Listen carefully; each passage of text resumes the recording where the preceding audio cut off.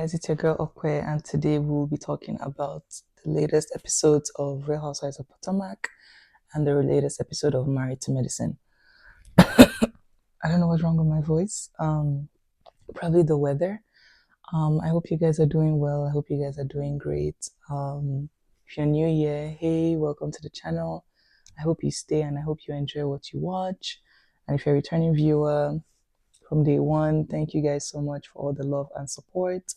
If you've not yet subscribed, please don't forget to like, comment, share, and subscribe. Don't forget to turn on your post notifications so you get notified every single time I post a new video. And don't forget to like this video. So with that being said, let's get into the nitty-gritty of this review. So we're going to start off with Real Housewives of Potomac. The episode starts off with them showing us, Wendy, just like a whole montage of like Wendy's period throughout this whole show.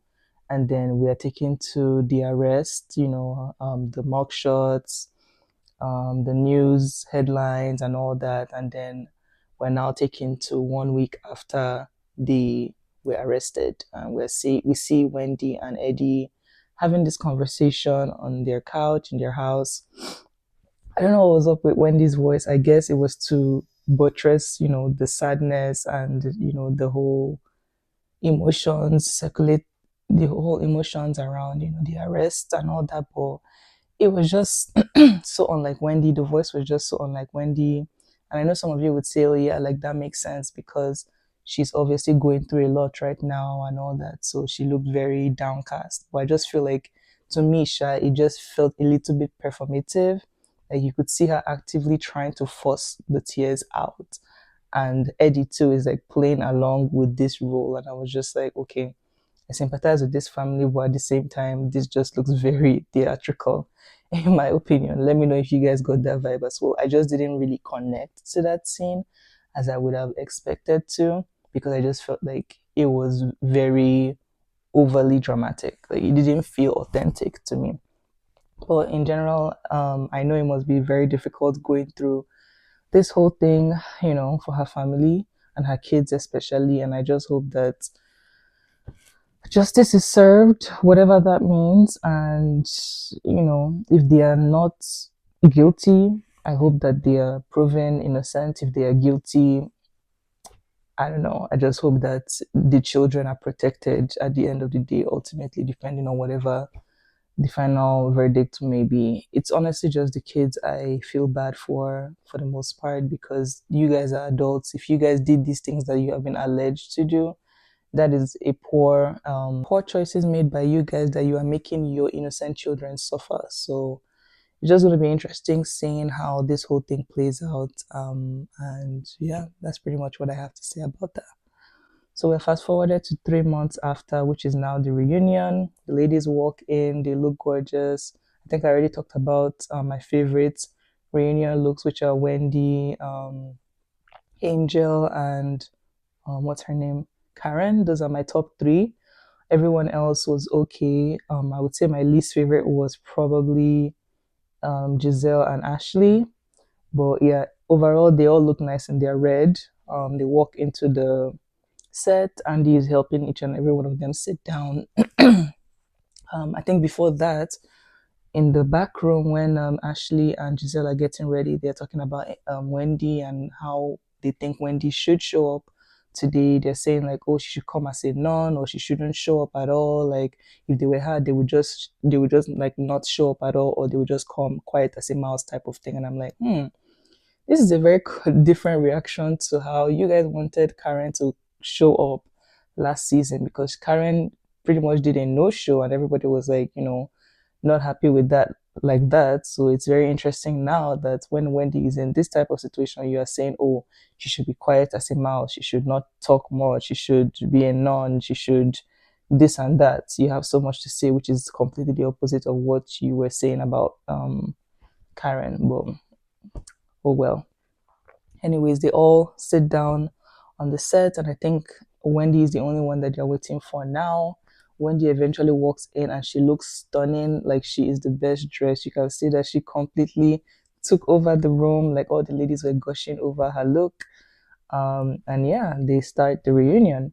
So Andy reminisces on how far the show has come with, 10 seasons, especially with like two of the OGs still sitting there. And then he asks the two OGs, which are Giselle and Ashley, what they think about the experience. They have a lot of good things to say.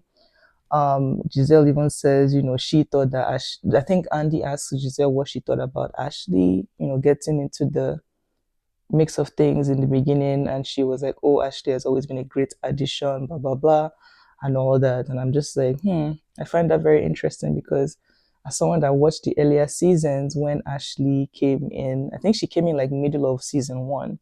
But when Ashley came in, you and your Green Eyed Bandits partner, Robin, did not like Ashley. I even remember you both storming into Ashley's Australian restaurant back then that sold emu chicken or whatever it is, emu as the emu bird as their platter or in their menu, and you guys, trashed her restaurant verbally, and even when they wanted to actually pick a fight with her. I remember Robin pointing her hands in front of Ashley's face. That was a very viral scene. So I find that very interesting. And all of a sudden now, oh, Ashley was just this amazing addition to the cast, and all that. When we all know, the real people that have watched the show from the beginning know you were never an Ashley fan until like I think post Monique situation. So yeah, I don't know. They dive right into Wendy's case. Wendy narrates what happened that day, saying that the kids thankfully were not at home when they got arrested. And I think she said she called her mom and her sister to pick them up at school, which I'm so happy about that the kids didn't even have to see their parents go through that. And then she talks about how she spent the night in jail, and the ladies are shocked, like, wow, we didn't know that you actually spent the night. And she's like, yeah. And she's just talking about her whole experience in the jail and all that. And then Giselle tries to make light of the conversation, like, oh, no, I think when one Wendy was narrating, what happened that day of the arrest, she had started off with her saying that her and Eddie, I think, were asleep when the police came. So Giselle then joked after, like, "Oh, is that why your wig was messed up in the mugshots and everything?" And they just like have a little kiki about the whole wig thing and all, and their facial expressions in the mugshots, because that was also something that went viral. Then people were speculating that, oh, maybe both of them were on some happy Eddie, but Wendy confirmed that they were not indeed on any edibles and or gummies, and they were just like just getting up from sleep, like pretty much. So yeah, they move on to Stacy, and we find out that Stacy was awarded Vanity's Best Performance for 2025. The ladies are having like mixed reactions to this news, but Giselle ultimately, Andy asked Giselle what he thinks about Stacy being awarded that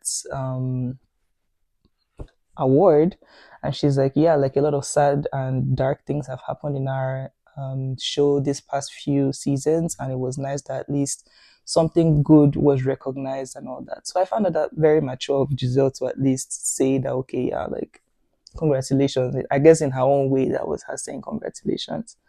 And then one and Andy is trying to gauge the other ladies, what their own reactions are. And I think they're talking about how they feel like, I mean, it was expected because Stacey is very good at performing. I think they even talk about her QVC days, some of the clips that had resurfaced recently and were trending.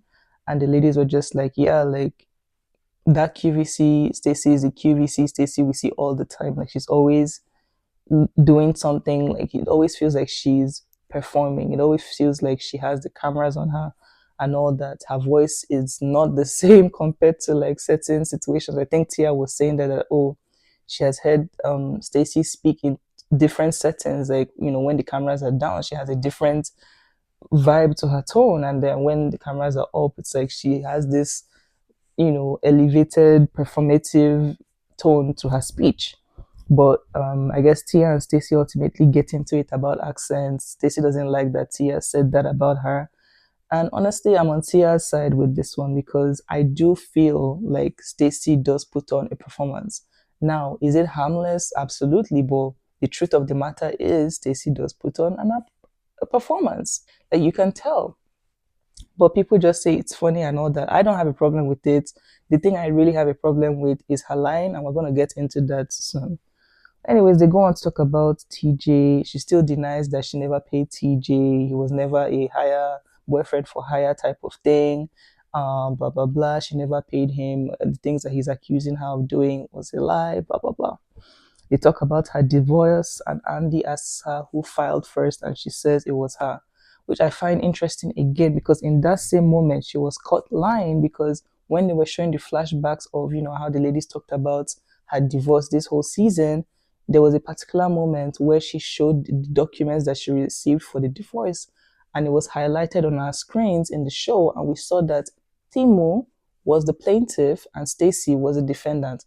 Now, I may not know a lot about law or a lot about the jurisdiction, what's it called, marriage laws and all those type of things, but pretty sure a plaintiff means the person that filed first. We could actually get check the definition right now. What is the difference between a plaintiff and a defendant? A plaintiff is the person, business, or entity that initiates a lawsuit by filing a complaint, claiming to have suffered harm or seeking legal remedy. In contrast, the defendant is a person or party being sued or accused, responsible for defending against those allegations and avoiding liability. Basically, the plaintiff is the one that files, the defendant is the one that defends. Stacey, you were caught in a lie again in that same moment, and that is what I am talking about.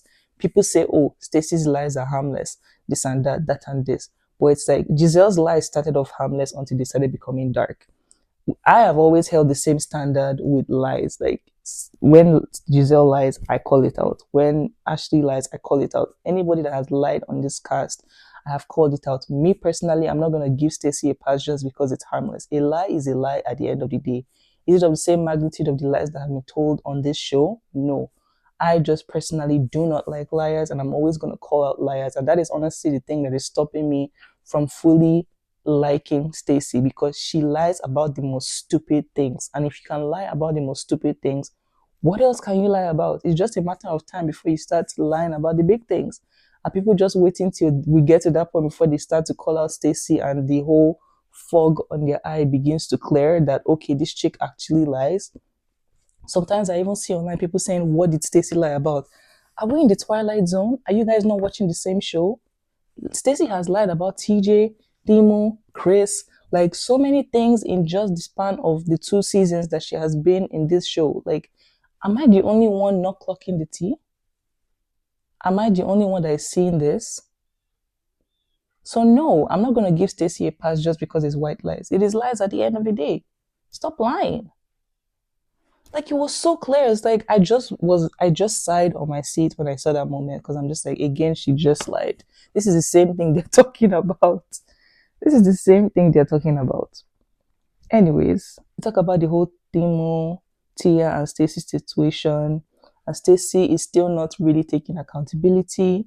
She's like, "Oh, I had already told you that in that moment when you came to see my husband at our daughter's pool practice, like I already told, it was already made clear that we didn't want to like be around the group, blah blah blah."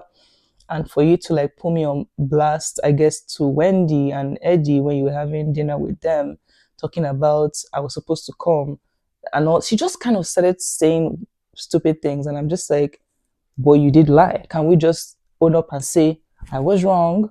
I did obviously say I was coming. I did obviously say my husband was coming or would be in town by then or something like that."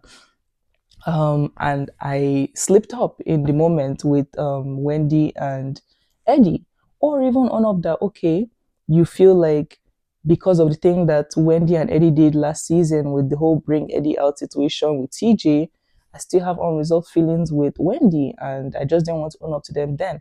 I feel like if she said something like that in that moment, I would have let it go. But it's like she was still like double downing and trying to make Tia the bad guy. And it's like Tia is not the bad guy. You lied. You were caught in your own lies, and rather than just own up to it, You flipped it trying to make Tia look like the bad person. I just need Stacey to take accountability. Like, you lied in that moment. This was the opportunity for you to take accountability. She was saying that Tia wasn't genuine in her meetup with her family. And I was just like, Stacey, I'm done. I'm done. And then I think she said, oh, like Tia just wanted to get information to report back to her master, which was Giselle. And I found that very weird of her to say, because it's like, she didn't even report it back to Giselle. She reported it back to Wendy. Like, she said it when she was having dinner with Wendy and Eddie, like, and it had nothing to do with Giselle in that moment. Nothing about this situation had anything to do with Giselle. So that just, in my opinion, fell flat. But in this whole situation with Timo, Tia, and Stacey, I'm 100% on Tia's side. Stacey was moving weird. She should have just been honest in that moment, and it wouldn't have turned into this big deal that it is right now. Anyways, Tia goes further to talk about the whole Chris situation thing to give context. She says that Stacey claimed she only knew Chris socially, but in another scene said that they went on dates and all that. And I agree with her, because in the beginning, I think it was Monique that was asking, like, oh, how do you know Chris? And she was like, oh, socially, like, she just doesn't know that man. This is it, da, da, da.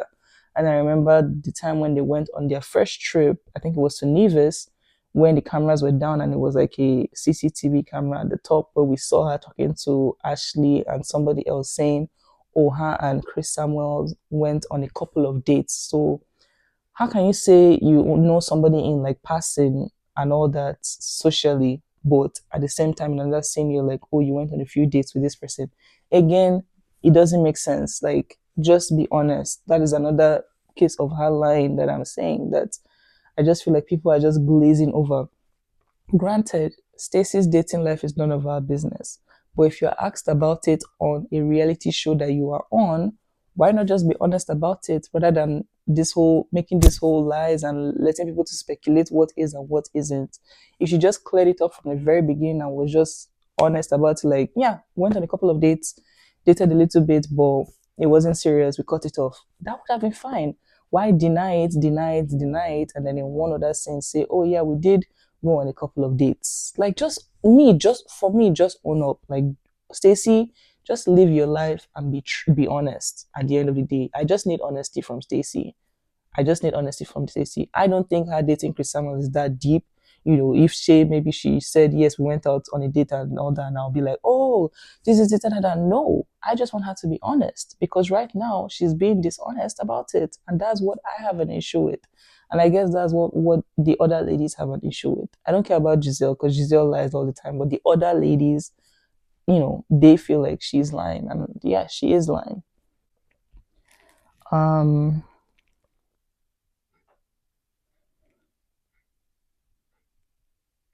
like, even with the Shayo thing last season, again in the reunion, Giselle had already made it known that just be careful, Wendy, because I heard that Stacey is about to open a cannabis line of the same thing, type of things that Happy Eddie does. She denied it on that reunion stage. Let's not act like we forgot. This season now, what did she do? She launched that brand. So Giselle was not lying last season. She launched that brand and was still lying this season that, oh, at the time of that reunion, the plan wasn't conceptualized yet. Stacey, again, this is just a matter of time before the viewers turn on her again. Mark my words. You guys have a filter all over your eyes with Stacey right now, but give it a couple of seasons, a couple of episodes, and whatever, that filter is going to wipe off. And you're going to actually see her for who she is, which is a liar, a pathological liar, for no absolute reason. Like, why did you lie about that? You could have just said that, yes, it's in the planning, but it's not, what's it called? Nothing is finalized right now, that would have been good. It just feels very sneaky. And again, it's like, okay, you are making this line, and first of all, you're naming it after a Nigerian word. Wendy is Nigerian. Not only did you steal her husband's idea, you're using something of her culture, second of all, like a word from her culture. And third, the word that you're using kind of translates to being happy. Like, I don't know. Maybe I'm just connecting dots that are not meant to be connected, but do you see how ridiculous that sounds? Do you see how ridiculous that looks? Exactly. I would love to hear you guys' comments on that though, because I just find it very weird. And I think that Stacy moves very, very weird. At the end of that conversation, Stacy feels like she expected more sympathy from Giselle, and Giselle didn't really give her a fair chance, especially knowing that in the earlier seasons, Giselle did have moments with men that, played in her face, moments where people did think that she also hired men just to be dating them on the show. And I guess, granted, but then again, my own opinion is not even based off what Giselle thinks about Stacey. My opinion is based off what I think about Stacey, that Stacey is lying. When Giselle was lying and carrying random men on the show to portray as she's dating them and then they will ghost her at some point, or they'll play in her face, have one season bringing Jamal when we obviously knew it wasn't going to work. It just was probably just for the cameras. People called her out when that happened. So we're going to call you out too when we feel like you're playing in our face with these men. You and Giselle, you wanting Giselle to have been fair to you in those moments, maybe more. Okay, granted, that's between you and Giselle. We, the viewers, sure, that is not even what we are thinking. We are thinking you are just lying for no reason, and we're going to call you out just as we called Giselle out a couple of seasons when that happened. So I just want to make that very clear. It has nothing to do with Giselle for me. I'm not siding with Giselle. Giselle is always hard on every lady, to be honest. Giselle is always hard on every lady. She's always threatened by any new person that comes to the show. I'm surprised she didn't really um, give the same reaction to Tia, but I guess she's the one that brought Tia into the show, so maybe that's why. Um, but yeah, Giselle always hazes the new girls. We've always seen it from the beginning. This wasn't shocking with Stacy too, how she would haze her every minute or every chance she got. My whole thoughts on the whole situation is just different, and it's just in the whole focused on the whole line aspect of it, like at least to us the viewers.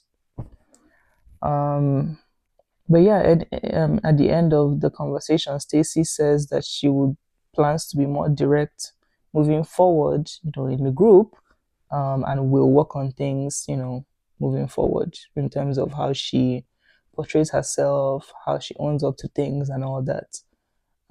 Should she be given the opportunity for another season, which I think she will. Like, she's like the fan favorite right now, and she's good TV. Like, I'm not gonna lie. Yes, she lies, but I wouldn't mind seeing her on my screen. Like, I don't have a problem with seeing her on my screen. She's entertaining, aside from the lies and all. So I would definitely love to see Stacey back. They go on to Angel, and they ask her, how her living situation is at the moment. Angel says she didn't like how the ladies talked about her eviction. Giselle then says, "Oh, you seem to have been angry with all of us about talking about your eviction, but Tia also was the one that brought the information to the group. Why aren't you angry with Tia?" And Angel and Tia let it be known that yes, Angel was actually angry with Tia for doing that, and they actually had a conversation outside, after the cameras went down and all that, privately about it. And, Tia apologized, and Angel forgave her and everything. Talk about Kierna and Angel's relationship. And there's this like scene of this particular moment circling around where people are like, oh, why did Kierna shut Angel up? This is this, da da da. It was very weird. It was very strange. And I'm just like, did we watch the same scene? Because what I took from that scene was Kierna was talking to somebody. She wasn't talking to, I think she was talking to either Wendy or, no, she wasn't talking to Wendy. I think she was talking to somebody else because her face was faced the opposite direction. I would think maybe she was talking to Ashley or Andy, and then Angel and Wendy were having a conversation as well. And I think while Angel is talking, how like when you're talking to somebody but someone else is talking, you're like, oh, you're not really able to get your point across because whatever they're saying is like mixing up with whatever is in your mind to say. So you're like, oh, okay, let me let this person finish talking. So Wendy is like, oh, no, you continue talking, Angel, you continue talking. I want to hear what you are saying. Like, you were actually making valid points. I think what's her name? Kierna took that as a dig from Wendy saying, oh, maybe like what she was saying was not making sense. So she's like, no, no, no, I'm going to start talking now. I don't think it was to Angel. I think it was to Wendy when she said that. Like, you guys should play that scene back. It wasn't to Angel. She's like, no, no, no, I'm going to start talking now. It wasn't like to Angel. No, no, no, you stop. I'm going to start talking. I was like to Wendy. No, no, no, I'm going to talk now. You need to hear me type of thing. I think that's what happened. I don't think the anger was directed to Angel at all. I saw that scene completely differently. Um, but yeah, people thought that Kieran was being rude to Angel in that moment, shushing her. I really didn't see it like that, but maybe, yeah, I don't know. Let me know if you guys get what I'm saying when I say, when I just describe what I feel happened in that scenario. They talk about the Forest Whitaker comments that Angel made about Wendy, and Angel apologizes. She says that was definitely wrong of her to say. Her initial reason for saying that was because there is a certain face that Wendy makes when she's, in it, like having a conversation with someone heatedly, and she's like, and everything. But the explanation still landed flat to Wendy, and Wendy clocks her and says, what if I call you James Earl Jones? And, everybody laughs about that because they look familiar, they both look similar. So I guess now they're even with that whole, comparison statements. So they move on from it. Angel laughs about it as well, and they move on. They go to the catfish. They talk about Catfish Gate and how that storyline was dragged long in this entire season. But then they're making it look like Angel was like the only perpetrator to why this conversation was dragged, and I feel like that's wrong because everyone contributed to this whole catfish thing being dragged on for the entirety of this season. Yes, Angel was the one that initially perpetrated it, but then the ladies also now started making side jokes, side comments. I think I even remember Ashley bringing catfish to the Giselle's potluck, and I just feel like again, you guys are making it seem like Angel was just the only one that was perpetrating it. Yes, Angel was the one that started it initially, like after it was said, like perpetrating it initially. But you guys now started making side digs after that. Like you all contributed to this catfish situation. And I think also Angel apologizes to Wendy about the whole making it seem like having more anger towards Wendy than Giselle, the person that actually said it. She said that in that moment, what she heard was ha ha ha ha ha catfish. Like she just thought she heard Wendy had repeated the word catfish, but she says obviously she heard wrong, and she apologizes as well that yes, she had more dip in her chip for Wendy, and that was not cool. And I think they make up, and she apologizes. Andy accuses Ashley of being mean to some of the ladies. Ashley is confused, like, oh, what do you mean? And all that. Angel chips in, like, yeah, you've been mean to me. You've been mean to, who did she say? Stacy, you've been mean to Wendy, especially with the thing that you said about Wendy after her arrest. So we're taking to the clip of that was circling on social media when after Wendy and Eddie's arrest, I think Ashley was holding like an event and she said something shady towards Wendy about her arrest. And Wendy obviously did not find it funny. Ashley says she was making a joke in that moment, but Wendy says she didn't find it funny. They start to go in with each other, like with their words. Ashley says that Wendy villainizes her accomplishments. And I'm just like, I think that's just you projecting. Wendy is just very boastful of her accomplishments, and rightfully so. Like 4 degrees is not beans, like it's not chicken. It's really hard. Like some people struggle to get 1 degree, talk less of 4. So if she wants to parade that and scream that at the top of her lungs for the rest of her life, I think she's very valid in doing that. So sorry that you are threatened by her having 4 degrees and you are threatened by her constantly saying she has 4 degrees. You don't have to listen to her when she says she has 4 degrees.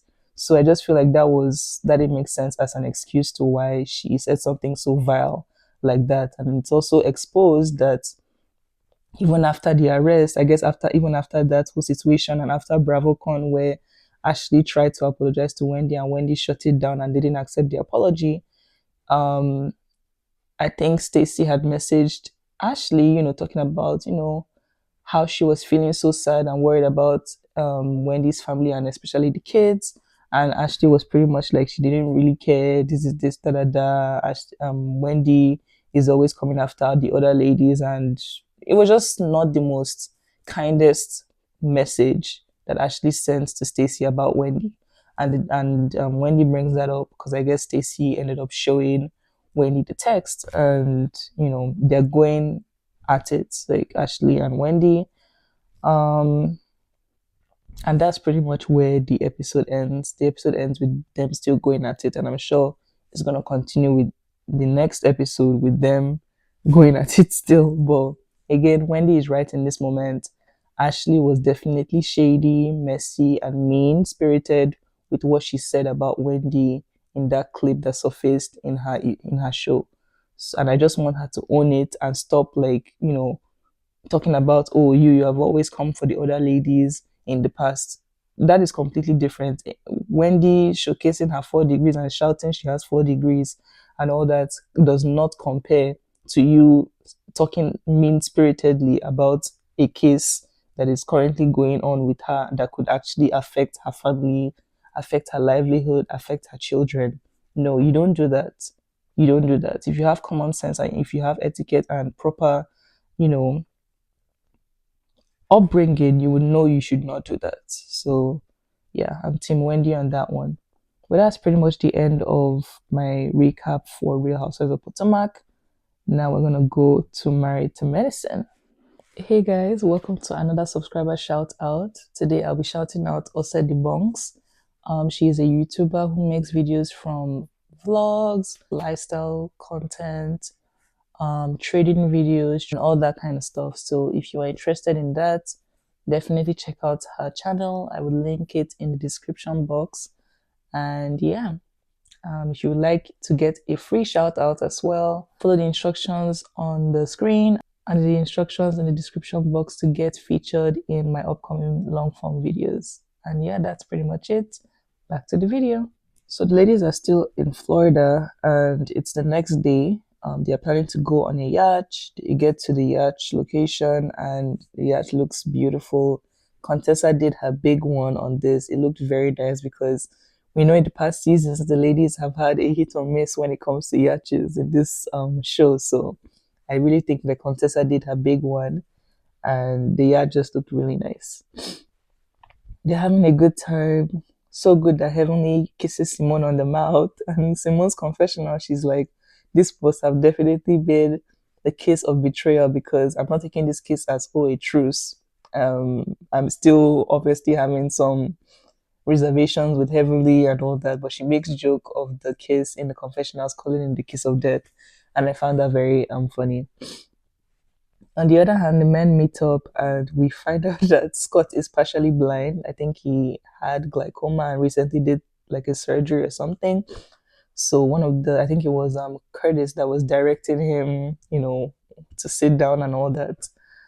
They're playing darts, and it seems like Scott, even with his partial blindness in the moment, is actually winning the game. And Curtis is like, we can't let the blind man win, and all that. So that was very funny. They go around asking each other, how things have been going with them, with the ladies being gone. Mimi's husband talks about. Sorry, guys, I feel like my nose is a bit weird right now. If in case I sound very nasal. Mimi's husband talks about his kids, especially his son, who we know has special needs, and how it's been hard taking care of him with his wife being away. King talks about, they ask King about the IVF journey, and King doesn't yet disclose to them about, the failed process of their IVF journey. He just tells them that they are still waiting for the results. Back at the yacht, Heavenly says that they should play a political game and that they should ask her questions, kind of like a town hall in preparation for her upcoming political campaign. So the ladies go one by one. Brandy asks her, what do you say to the constituents of District 93? that are concerned about your history as a reality TV star who has argued, yelled, fought, etc., since people are looking for a political leader with certain moral standards. Heavenly responds saying, yes, that's all correct about her, but she does have standards. She's not a felon. Girl, I'm like, what does that have to do with anything? Like, okay, I guess because you're not a felon, that makes you to be. I mean, yes, that's one of the. I guess being a felon, being not being a felon is good and would probably help your campaign. But I just feel like there could have been other ways to answer that question politically. Answer that question more articulately and and smarter. And I just feel like Heavenly dropped the ball with that one, and that pretty much set the tone for the remainder of the questioning. So Jackie is next, and Jackie asks her, "Who is your political mentor?" Heavenly says she has many, but Quad Web Lunsford is one of them. That one just made me die laughing because I'm just like, Heavenly, what? And the funny thing is, I didn't even clock the Lunsford. I was even laughing at the joke of Quad. Like, how can Quad be your political mentor? What has Quad done politically that will make her your mentor? And even Jackie in her confessional is like, oh my God, my girl is clearly not ready. You could have said anybody from Kamala Harris, Michelle Obama. Like, there are other people that qualify to be a political mentor, people that actually are in politics. And for it to have been Quad was crazy. But it completely went over my head that she called Quad Lunsford. I was just like, oh my gosh, I didn't even clock that. It was Quad in that moment that was like Lunsford, and then Heaven is like, oh shit, I'm so sorry, I messed it up. I meant Quad Web. I was like, no, girl, you're still missing the point. Quad should not even be your political mentor, period. But anyways, that was so funny. Um, the ladies that are even supporting her, like Quad, Mimi, and Jackie, are like, girl, like what? They are so confused. And I'm just like, gosh, Heavenly. And then I think the next person that asks her a question is Angel. And the question is, how are you the most qualified candidate? Heavenly says she has run multi-billion-dollar businesses, has invested, done payroll, is a mom, etc. Again, I don't think that was the best way to answer that question. Um, yeah, the ladies were just looking at her like, girl. Contessa asks her, I've seen you on so many social media platforms and you have displayed a lot of emotions, mostly anger. Do you plan to destroy the people who don't support you or oppose you? Heavenly says that she'll be as passionate as she wants, and that people are dying.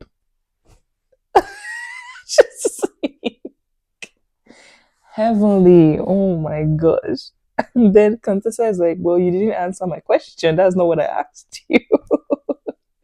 And then Heavenly gets heated up and says, well, you have a low IQ. That's why you don't understand what I'm saying. I'm just like, Heavenly, this is what they're talking about.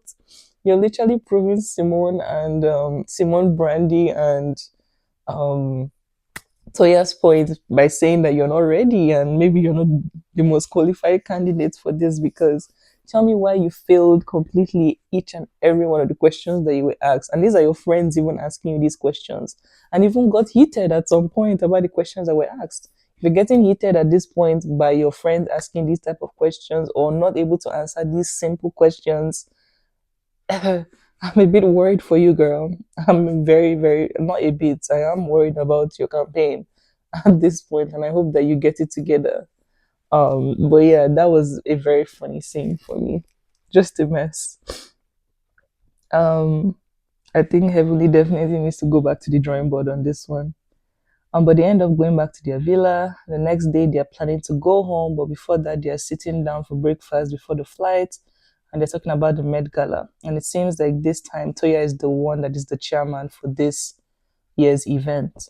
So she asked the ladies what they are contributing this year, and the ladies, it seems, want to teach Toya a lesson because from the past seasons when they've had the Met Gala, they've always had issues with Toya. Toya never contributes. Toya tries to get her way out of contributions. She always has the most crazy things to say, nastiest things to say. She never supported the ladies. So all of a sudden now, when it's her that is leading the event, she wants the ladies to just fall in line, and they are not having it. They're calling her out of it. and to take accountability and all that. She's not really taking accountability. Her excuse, I guess, was that oh, in the past ones they didn't really involve her much, and it wasn't them that were the ones that were totally organizing the event. And I'm like, what do you mean? Even us, the viewers, knew that the ladies of medicine, married to medicine, have always been the ones organizing and leading the Met Gala. It was always made clear to us. So you that is with the ladies, how are you telling us that you didn't know when we, the viewers, knew? Didn't make sense to me. And they have always involved you. So that was again weird to me. So yeah, should have just taken accountability. Should have just apologized in that moment for being unbearable and difficult to work with in the past season, and just beg the ladies to help her this season because she ultimately understands now the gravity of the situation. But yeah, I just want Toya to own up her shit, admit that she was wrong, and just apologize and start on a clean slate with these ladies. Now that she's the one leading it, she wants to everything to be perfect. She wants all the stops to be pulled, and she's trying to spin the narrative now. I want all of them to fall in line, and I'm very happy that they are resisting to that and they're teaching her a lesson. But anyways, Quad stops the conversation and says that she actually has something she wants to share with the ladies. And then she cries. She starts to cry. They're all worried, like, what's happening? What's happening? And she ultimately lets them know that IVS process unfortunately failed.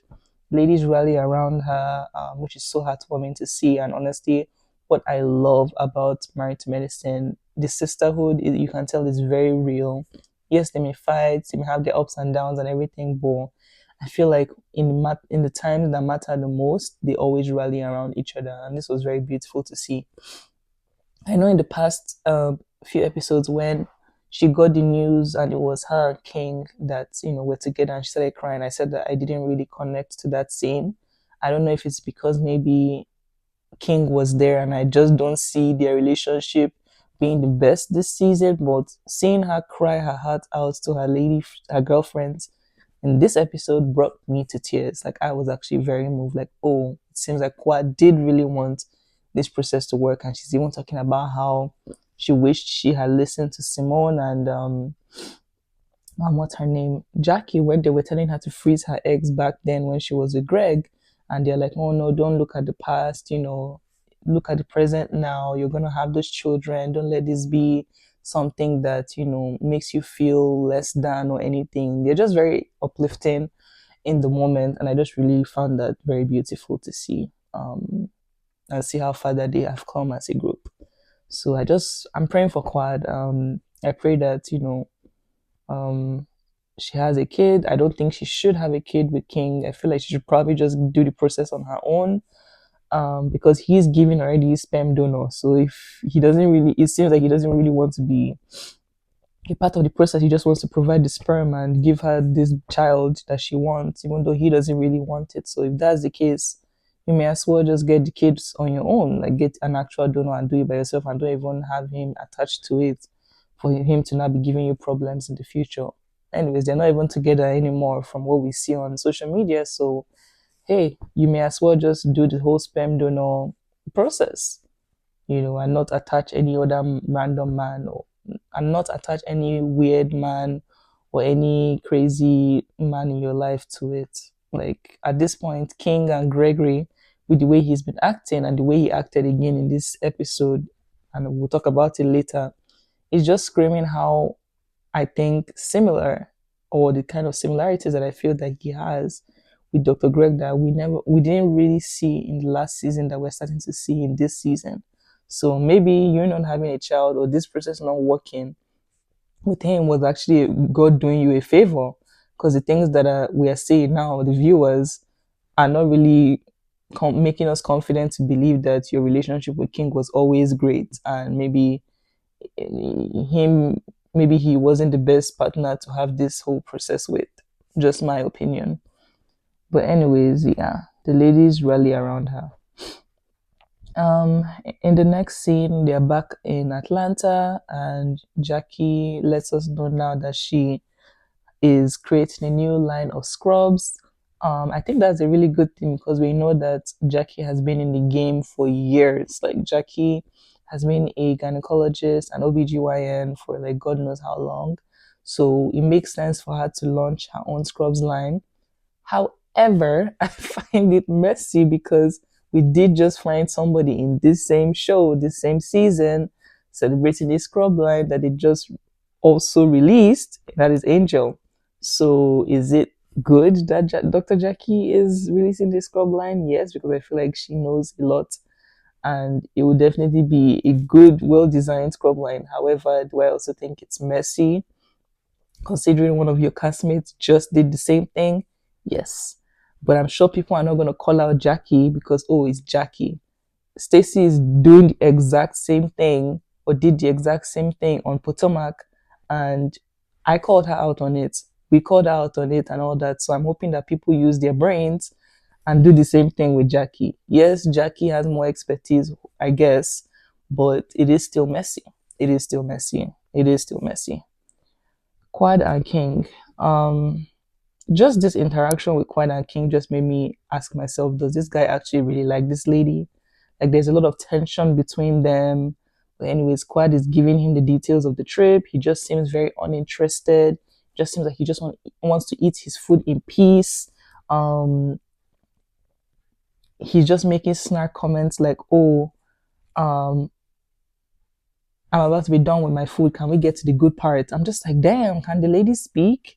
Or she's talking about telling how she told the ladies about the IVF journey. And he's like, I'm sure you cried yourself a river in that moment. I'm just like, is this guy okay? Can you be more empathetic? Even if you guys are going through something right now, the cameras are on. At least fake it for us, the viewers. Like the fact that you can't even fake it to us, the viewers, when the cameras are on, I can imagine how snarky and how you joke behind the scenes. Like I just feel like that was so insensitive of him in that moment, and you could tell that Quad was just like trying to let it go, let it go, let it go. But I'm like, girl, he does not talk to you nicely, and is low key giving Dr. Greg like no shade. It is low key giving the way Dr. Greg was snarky with his words as well, and it just wasn't nice to see. It was very uncomfortable to watch, and I just didn't find it funny. He said it was a joke, but I personally didn't find it funny. I do know that yes, this IVF process is a lot and could put a strain on their relationship, and I think they talked about it in the confessionals. But I just feel like regardless, there is certain respect that you still give your partner, especially in situations like this when you know it's about a sensitive topic that is very near and dear to their heart. And he just doesn't seem very sensitive. He just doesn't seem as caring as I would expect him to be. Um, he just doesn't seem nice. He just doesn't seem nice. So they did say that they're going to pause the process for a couple of months so that they can rekindle and pour back into their relationship. Obviously, we know that that didn't work because we find out that Quad is single right now and King have broken up on social media presently. So I guess it wasn't really the IVF process. There were clearly some cracks in there that maybe this process just highlighted even more and ultimately led to the dissolvement of their relationship. So definitely looking forward to the reunion to see what actually went down, at least hear Quad's side, because we've heard King be snarky on comment sections when he's asked about his relationship with Quad, and Quad hasn't really responded to anything that has been said or been really as shady. So I guess we'll hear more about it in the reunion. The ladies meet up for Jackie's scrub photo shoot, and by ladies I mean Quad, Heavenly, Toya, and Contessa. The shoot is cute. Love the ladies showing her support. Again, do I think it's a bit shady? Yes, and hopefully when she lets Angel know about it, Angel isn't too upset by it. I don't know. I'm sure when she lets Angel know about it, Angel is definitely going to find it shady, but I guess I personally think it was shady. Maybe she should have waited like the next season to launch this and not just do it right after it, like literally right after Angel's event. But oh well. Toya brings up the Met Gala contributions again. She finally owns up to things, finally apologizes to the ladies, But Quad isn't letting him go. Quad still calls her out because she feels like all of a sudden there's remorse because she's the one that her image is on the line now. And I low-key agree with Quad. And yeah, like it's not just once that Toya was a handful with this whole Met Gala thing.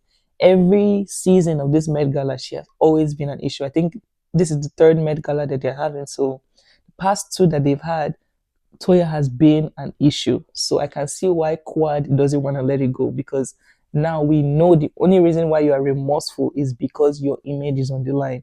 And I'm not going to give it to you that easy. And I totally understand that. And maybe this is their way of teaching her a lesson and hopefully she learns from it. So yeah, so let it be known that her and Jackie agreed that they wanted to get corporate sponsors this year for the event, which the ladies are like, okay, that's good. And that Jackie and her are working on the organization's foundations by appointing permanent leadership structures. And now the ladies' eyebrows are twitching because like, what do you mean by that? We now find out that Jackie has made Toya the CFO, and of course Jackie is the CEO. And then she was like, "Oh, we were considering making you Quad the secretary." And at this point, the ladies just burst out laughing because it's like, "What the hell? You just because now you are the one leading this year's Met Gala situation, all of a sudden now you think you can come and change things around and make yourself a permanent person in this thing now, so that people revere you and people acknowledge you and all those type of things. Now she's trying to make it her own.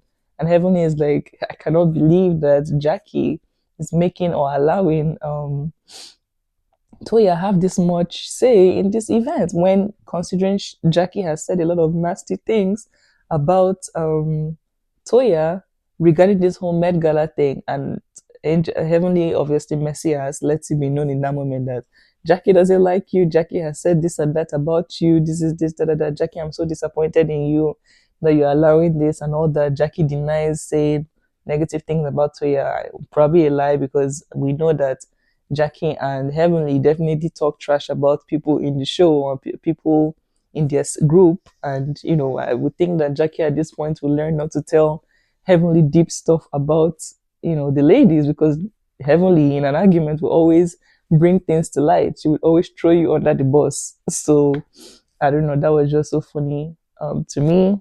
Heavenly ends up storming out.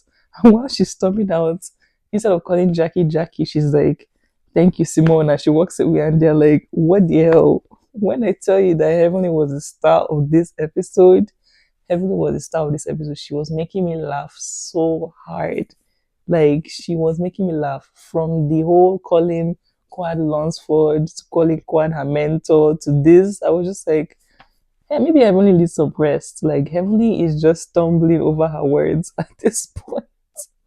But that's pretty much where the episode ends. I would definitely give this episode an A plus. It was definitely very entertaining. Curious to see what else is to come. And yeah, let me know what you guys thought as well or think as well of this episode. Don't forget to like, comment, share, and subscribe. And I will see you in my next one. Bye.